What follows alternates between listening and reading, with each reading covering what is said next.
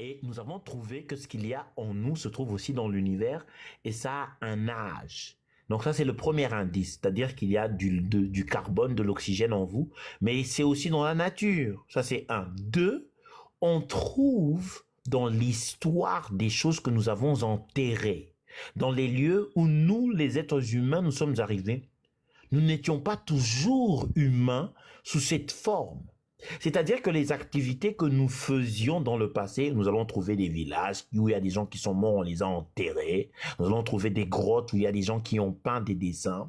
Et les choses que nous trouvons ne sont pas toujours similaires à nous en termes de morphologie. Ça, c'est un fait. Il y a des os qui ne nous ressemblent pas, des fémurs qui sont trop longs, hein, une colonne vertébrale qui plie un tout petit peu, qui n'est ni singe ni humain. Et quand nous regardons ces choses-là, nous nous rendons compte que il y a un lien entre nous et des formes organiques qui ont existé, qui ne sont plus là aujourd'hui. Ça, c'est le deuxième indice. Comment nous savons cela? Parce que nous avons compris comment cet hydrogène, ce carbone, cet oxygène qui est en vous, qui est dans la nature, perd son énergie. C'est le carbone 14. C'est-à-dire que on peut regarder une balance entre le carbone isotope 14 et le carbone 12 qui est l'isotope le plus stable.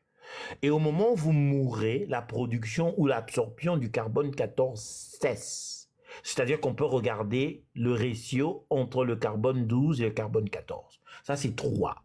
Donc, je viens de vous donner ce que nous avons utilisé pour essayer de remonter le temps. Et quand nous remontons le temps, oui, diminue, hein, c'est ce que j'espère que vous allez vérifier. Ça a une durée de vie, de moitié de vie de 5000 quelque chose pour le carbone 14. Mais il y a autre chose, hein. Il n'y a pas que le carbone, il y a le potassium argon, il y a beaucoup de choses que nous utilisons en regardant comment ils se désintègrent pour calculer le temps. D'accord. Alors, qu'est-ce que nous avons trouvé? Nous avons trouvé que nous descendons des formes simples aux formes complexes. Et nous avons des bonnes raisons de croire cela parce que les formes simples existent. Une bactérie, c'est simple. Une cellule, c'est simple. Alors, est-ce qu'on peut aller d'une cellule à des étapes qui conduisent à l'Homo sapiens?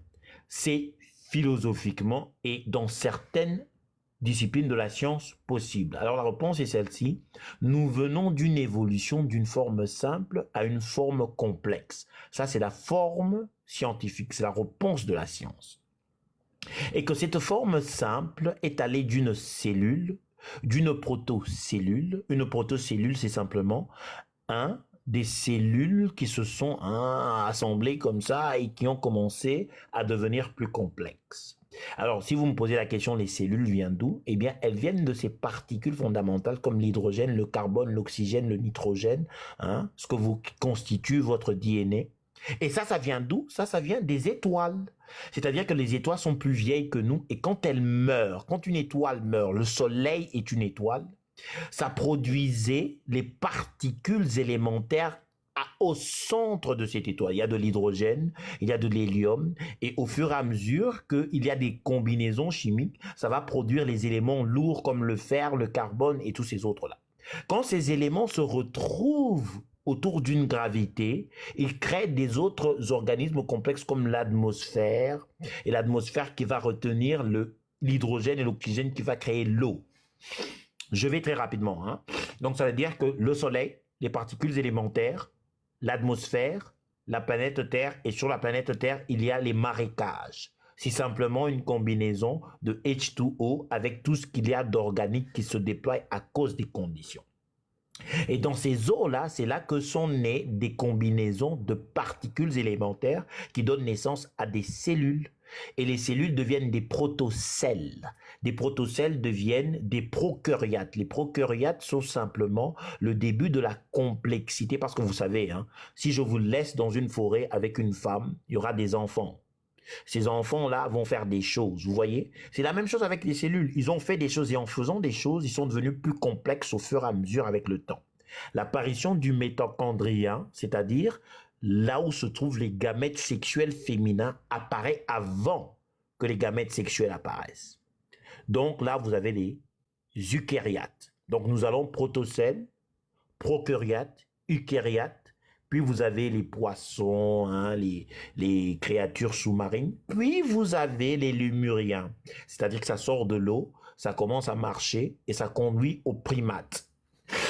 Le primate ne va voir son évolution qu'à la mort des dinosaures, c'est-à-dire entre la cellule qui a produit tous ces organismes complexes, il y a des formes de vie qui sont parties de ce que je vous ai expliqué jusqu'à des créatures terrestres. Mais ces créatures terrestres ne vont se développer que quand les créatures dominantes comme les dinosaures vont mourir. Et là paraîtra le primate. Alors le primate, c'est vous. Hein, vous êtes un mammifère, c'est-à-dire que vous avez des gamins, hein, vous produisez des gamins, pas des œufs, vous n'êtes pas un ovipare. Et ces mammifères-là vont produire des petits, et ces petits-là vivent dans des environnements. Alors, nous disons que l'environnement peut changer le comportement d'une espèce, au point de la changer profondément pour devenir ce que vous êtes. C'est-à-dire que nous avons dans l'évolution des liens très bien établis entre des ancêtres communs. Par exemple, pour notre cas, nous sommes d'une catégorie, nous ne sommes pas des poissons, nous ne sommes pas des insectes, nous ne sommes pas des oiseaux, nous sommes des mammifères, nous sommes des primates. Et cette catégorisation fait entrer une espèce de primate appelée les hominidés. Hein, les hominidés marchent sur leurs deux pieds.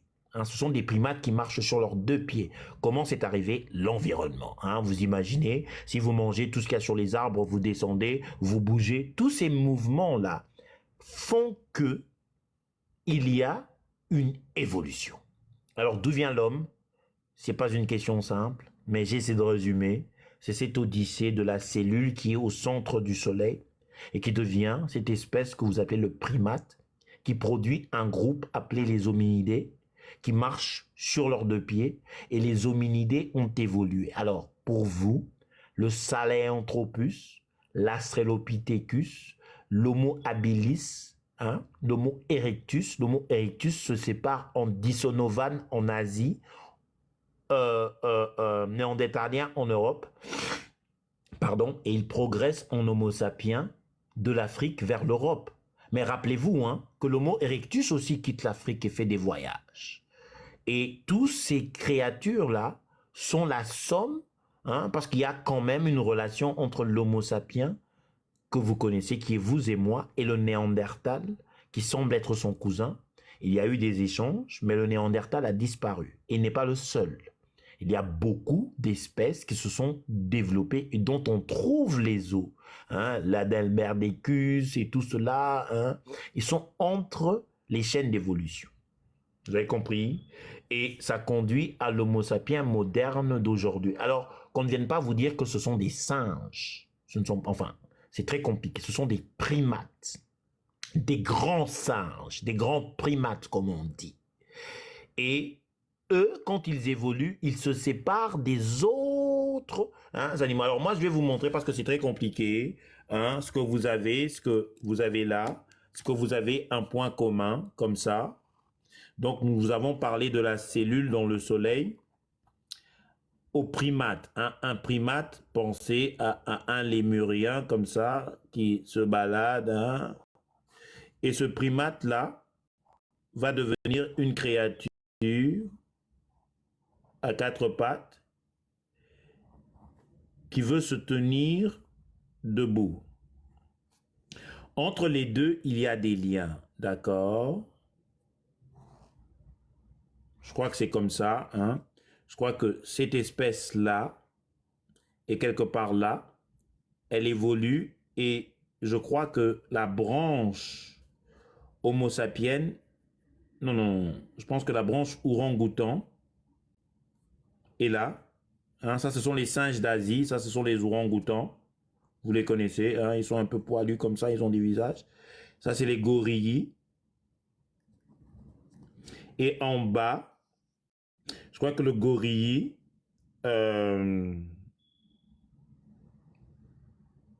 faudra me vérifier en cela. Hein. Je fais ça au-dessus de ma tête. Je crois que c'est ancêtre commun, orang-outan, ancêtre commun. gorille, ancêtre commun, bonobo et chimpanzé. Voilà, voilà. Il y a des... Un léger bug. Je t'entends mieux maintenant. Je Alors, vous entends mieux maintenant. d'accord, d'accord. Alors, j'ai expliqué à partir des créatures qui sont sorties des eaux, qui sont devenues des créatures à presque quatre pattes, puis qui sont devenues des êtres humains. Et ces liens-là sont de façon à ce que cette créature-là, qui est là, elle laisse les gorilles partir. Ça, ce sont, hein, on va dire les ourangs, outang. Ça, ce sont les gorilles. Et ici en bas, vous avez le bonobo et le chimpanzé. Et ça, c'est l'humain.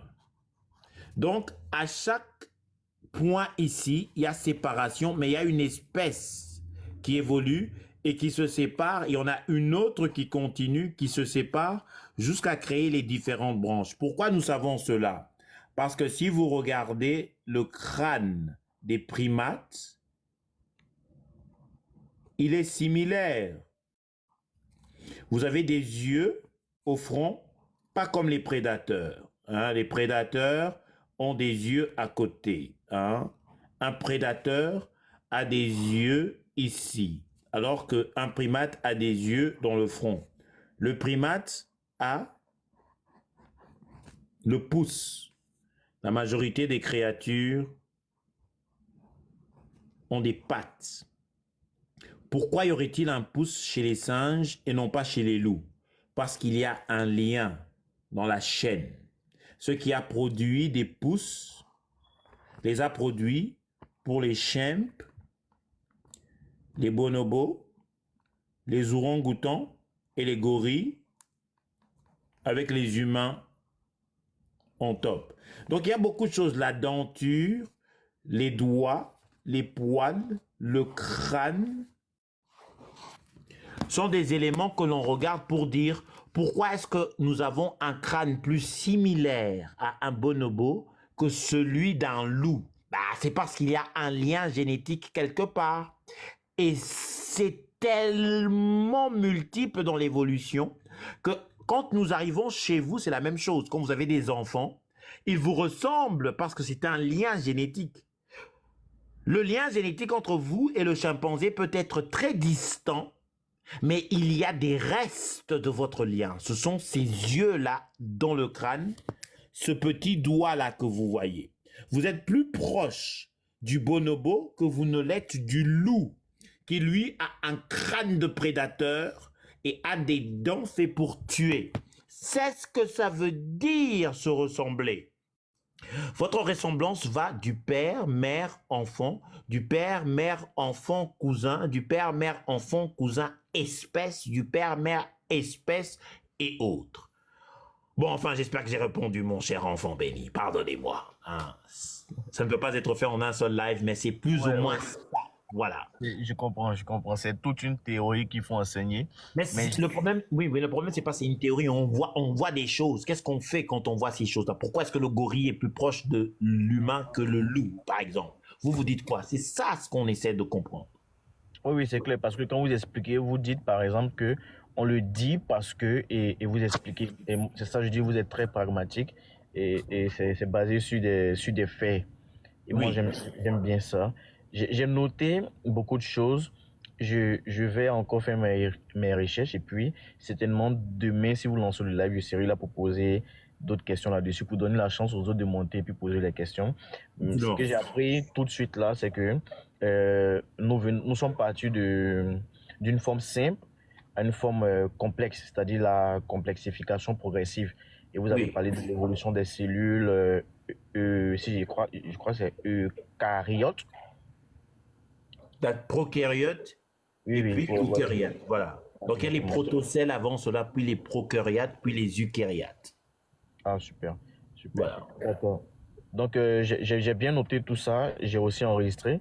Je prendrai le temps demain de bien écouter encore tout ce que vous avez dit. Et puis, Oui. je suivais des vidéos sur YouTube aussi. Je ne sais pas si vous avez une chaîne YouTube où vos enseignements sont retranscrits. Mais non, c'est ça, tout le monde. Moi, je me suis jamais perçu comme ça, mon cher ami, hein. Vous me faites Non, beaucoup d'honneur quand vous me demandez il ça. faut en faire, il faut en faire parce que il y a tellement de belles choses qu'on entend ici.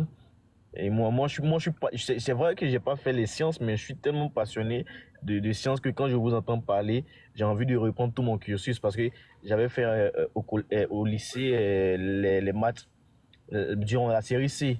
Et puis après, je Oui, me suis reconverti dans la littérature. Donc, oui. ça fait vraiment plaisir. Je vous encourage, monsieur Kato, merci.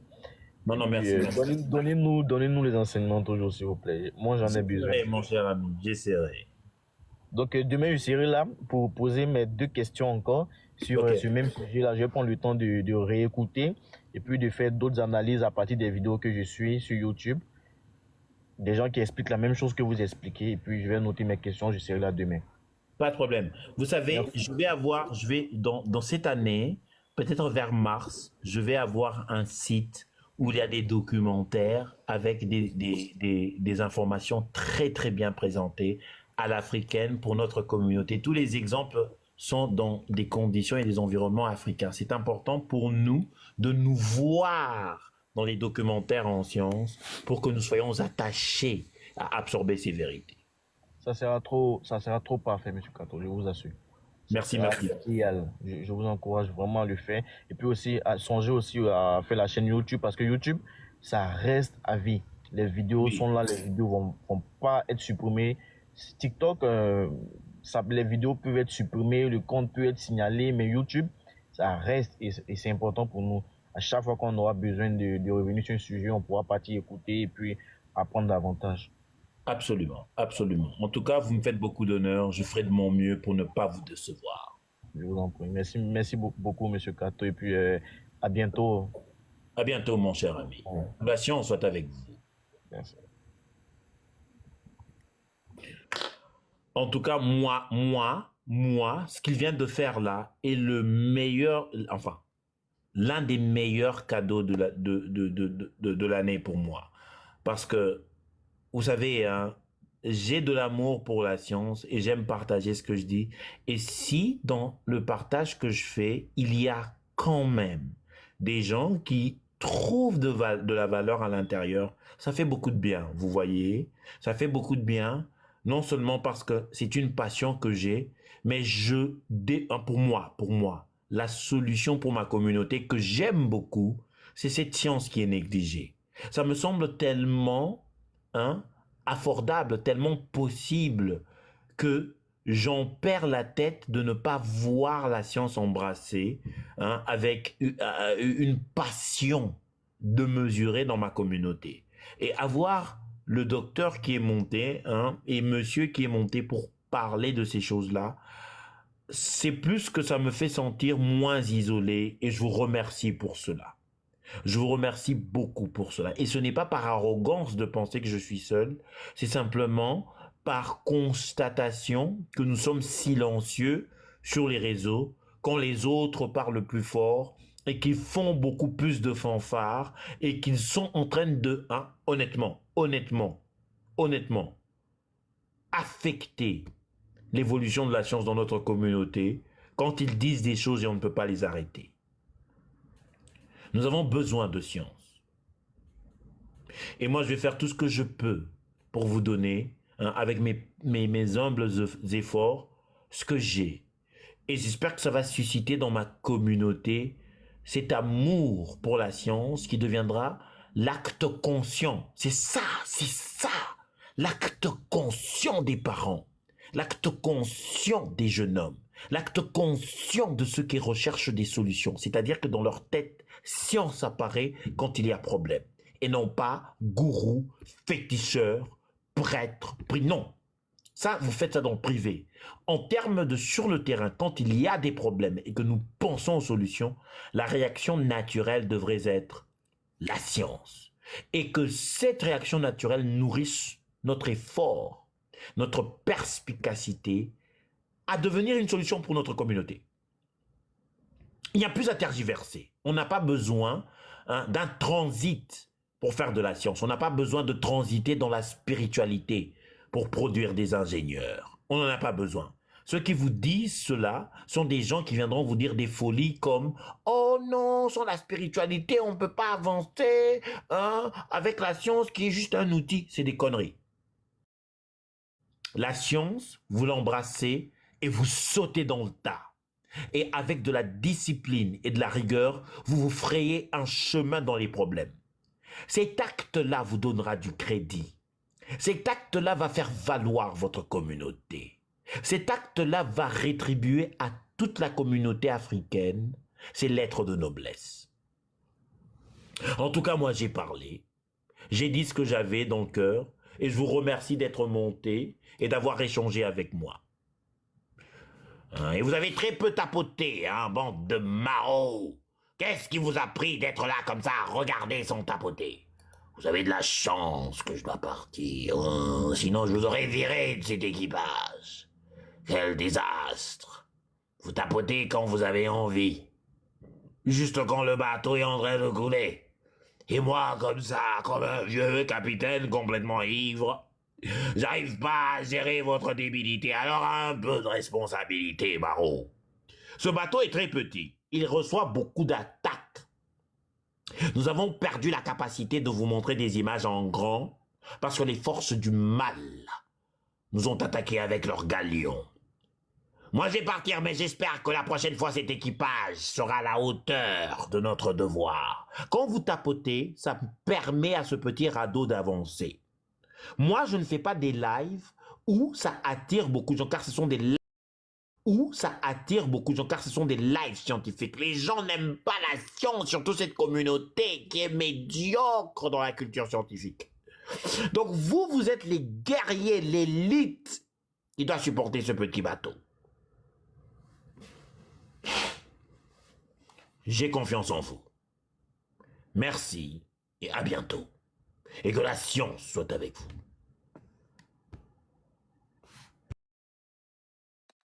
Que vous étiez sur le point de vous